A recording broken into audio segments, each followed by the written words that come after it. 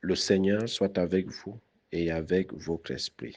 Bonne nouvelle de Jésus-Christ selon saint Marc. Gloire à toi, Seigneur. Marc au chapitre 3, les versets 31 à 35. En ce temps-là, comme Jésus était dans une maison, arrivent sa mère et ses frères. Restant au dehors, ils le font appeler. Une foule était assise autour de lui, et on lui dit, « Voici que ta mère et tes frères sont là dehors. Ils te cherchent. » Mais il leur répond, « Qui est ma mère? Qui sont mes frères? » Et parcourant du regard ceux qui étaient assis en cercle autour de lui, il dit, « Voici ma mère et mes frères. Celui qui fait la volonté de Dieu, celui-là est pour moi un frère, une sœur, une mère. » Acclamons la parole de Dieu. Louange à toi, Seigneur Jésus. Bien-aimés de Dieu, chers frères et sœurs en Christ, loué soit Jésus-Christ. Loué soit le saint nom de Jésus-Christ. Bonjour à tout le monde. Ce matin, Jésus se fait interpeller par sa mère et ses frères. Et nous tenons à préciser les choses. Marie n'a pas eu d'autres enfants à part Jésus. Jésus est le fils unique de Marie. La tradition juive est très proche de la tradition africaine. Il n'y a pas le mot cousin en fait dans nos langues. Un cousin est un frère. Et nous le savons tous dans notre tradition africaine. Mon cousin est mon frère, ma cousine est ma sœur. Et pareil dans la tradition juive. C'est pour cela que dans le texte, on parle de la mère de Jésus et de ses frères, donc les cousins de Jésus, qui sont ses frères. Parce que dans le mot hébreu, il n'y a pas le mot cousin, mais plutôt frère. Donc il faut déjà enlever cet équivoque-là où on veut souvent les gens de dehors, passe souvent le temps à dire, oh Jésus avait des frères, que Marie a eu d'autres enfants, c'est monté, c'est descendu, et on se sert du verset-ci, et tout, et tout, et tout. C'est justement lorsqu'on n'a pas eu à faire l'exégèse des textes, lorsqu'on n'a pas eu à étudier la Bible, les langues bibliques, les langues de la Bible, qu'on se retrouve en train de dire du n'importe quoi des textes. On fait dire au texte ce qu'il ne dit pas. Alors, ayant levé cet équivoque, Jésus va dire, en répondant à sa famille, qui est ma mère, qui sont mes frères. Et il regarde la foule et il va dire, voici ma mère, voici mes frères, voici mes sœurs. C'est ceux-là qui font la volonté de mon Père.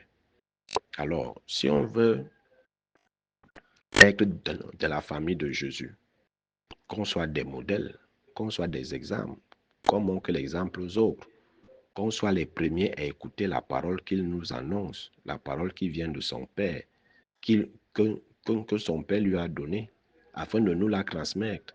On doit être les premiers à mettre en pratique ce que le Seigneur Jésus nous recommande.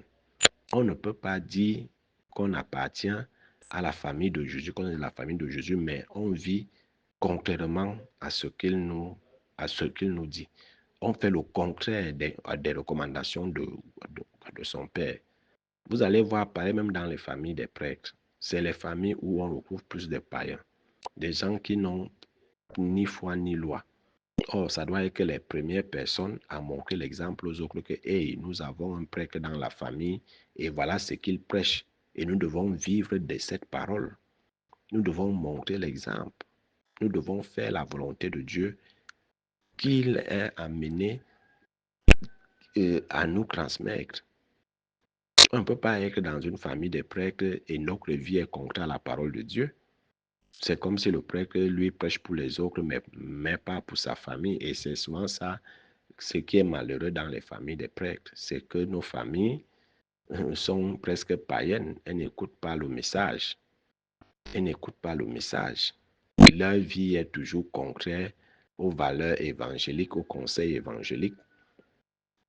Et alors, le prêtre peut donc dire comme Jésus, qui est mon frère, qui est ma soeur, qui est ma mère. C'est celle-là qui écoute la parole que je suis sorti à annoncer, pour laquelle le Seigneur m'a choisi à annoncer. Mais si on n'écoute pas cette parole, on ne fait pas la volonté de Dieu.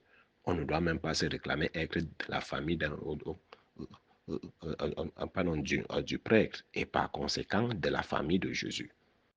On ne doit pas, parce que nous devons être les premiers à montrer l'exemple. Si je suis l'ami d'un prêtre, je dois être le premier à montrer le bon exemple, à mener une vie vertueuse, une vie chrétienne vertueuse, sachant que je suis toujours à côté du prêtre. Mais malheureusement, ceux qui marchent avec le prêtre, c'est toujours ceux-là qui ont un témoignage de vie concret à l'évangile.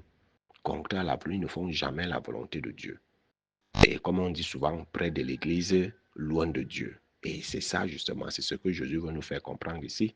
Ce n'est pas parce qu'on est à sa suite, ce n'est pas parce qu'on est de sa famille biologique que forcément on sera sauvé, que forcément on fait la volonté de Dieu. Non.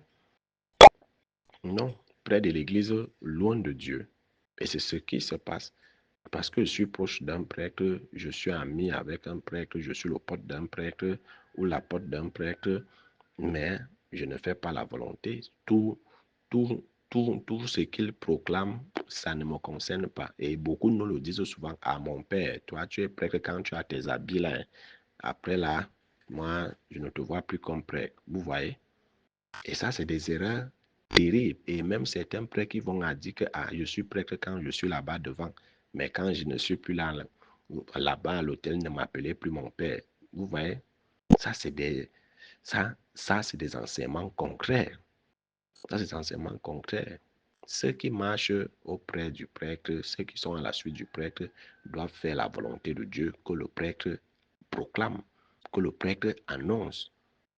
Sinon, ça ne sert à rien d'être à côté du prêtre et mener une vie concrète à la volonté de Dieu. Et mener une vie concrète à la volonté de Dieu.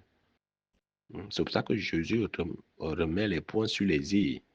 Voici mes frères, voici ma mère. C'est ceux-là qui font la volonté de Dieu. Celui qui fait la volonté de mon Père est mon frère, est ma soeur, est ma mère. Alors, si nous ne faisons pas la volonté de Dieu, même nous-mêmes prêtres qui annonçons le Christ, si on ne fait pas la volonté de Dieu, on n'est pas de sa famille. On n'est pas de sa famille et beaucoup parmi nous, nous brillons par le contre-exemple, par le contre-témoignage. On ne vit pas ce qu'on dit. Et c'est là où le bas blesse. Donc, vraiment, être de la famille de Jésus, c'est une sélection. Hein? Et le Seigneur a sélectionné. Si tu veux avoir le privilège de faire partie de sa famille, qui est la famille des enfants de Dieu, la famille de ceux qui écoutent la parole de Dieu, la famille de ceux qui mettent la parole de Dieu en pratique, la famille de ceux qui font la volonté de Dieu, alors écoute la voix du Seigneur, écoute ce qu'il te dit, mets cela en pratique et tu seras son frère, sa soeur, son parent. Sinon, ça ne sert à rien. On ne peut pas dire qu'on est dans des associations, on est dans les mouvements d'action catholique, mais on ne fait pas la volonté de Dieu. Et on se, et on se réclame être chrétien, être du Christ, être à la suite du Christ, être ami du Christ. Non, c'est faux. C'est faux. Tant que notre vie est un contre-témoignage, on n'est pas de la famille de Dieu, on n'est pas de sa famille. Donc, arrêtons de dire que je suis chrétien, je suis ceci, et pourtant je ne fais pas la volonté de Dieu. Et pourtant, je ne fais pas la volonté de Dieu. Je n'écoute pas sa parole. Et déjà, pour faire la volonté de Dieu, il faut d'abord écouter sa parole.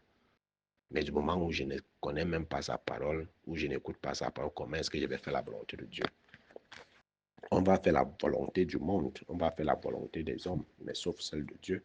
Et le Seigneur va nous dire devant tout le monde, quand vous allez lui dire, Seigneur, Seigneur, je suis ton frère, non, je suis chrétien, il va regarder autour de lui et il va te pointer et il va pointer les doigts d'autres personnes en disant, voici mes frères, voici mes soeurs, voici tous mes parents. C'est ceux-là qui écoutent la parole de Dieu et qui font la volonté de Dieu. Et tu auras honte. Alors, Marie et ses frères, comme Marie surtout, a été la première à montrer le bon exemple. Elle a écouté la parole de Dieu, elle a mis en pratique, elle a fait la volonté de Dieu. Et nous, on attend quoi? Toi, chrétien, tu attends quoi pour suivre les pas de Marie? Et l'un des frères de Jésus, Étienne, sera l'un des premiers martyrs. Étienne sera l'un parce qu'il a fait la volonté de Dieu. Alors, si nous ne montrons pas l'exemple, on a des prêtres dans les familles, mais on brille par les contre-exemples. C'est dans les familles des prêtres qu'il y a les divisions, qu'il y a les faux problèmes, qu'il y a la sorcellerie, qu'il y a ceci. Mais on comprend que ceux-là, ils ne sont pas de la famille de Dieu, parce que vous ne pouvez pas avoir un prêtre dans la famille, un Christ dans la famille, mais vous n'écoutez pas sa parole et vous ne la mettez pas en pratique. Et vous voulez qu'on dise que vous êtes ses frères, vous êtes ses soeurs, vous êtes ses parents. Non. Il va vous régner comme Jésus. Il va dire, voilà mes frères, voilà mes soeurs, c'est ceux vers qui il est envoyé, qui deviennent sa famille. Donc, il va répondre, le prêtre, donc ne vous étonnez pas quand un prêtre dit, ma famille, c'est mes chrétiens, parce qu'au moins les chrétiens du prêtre écoutent sa parole et faites des efforts et font des efforts pour faire la volonté de Dieu. Mais la propre famille du prêtre, elle s'en fout de ce que le prêtre dit. Elle s'en fout de la volonté de Dieu et vous voulez qu'il continue à dire que voici ma famille. Non, non, sa vraie famille, c'est la famille de ceux qui font la volonté de Dieu, qui écoutent sa parole et qui font la volonté de Dieu. Là, le débat est clos. Le débat est clos. Alors, chers frères et sœurs, demandons la grâce d'être de véritables chrétiens, des véritables membres de la famille de Jésus, en écoutant la parole qu'il nous annonce et en faisant la volonté de Dieu qui découle de cette parole. Loué soit Jésus-Christ, à jamais.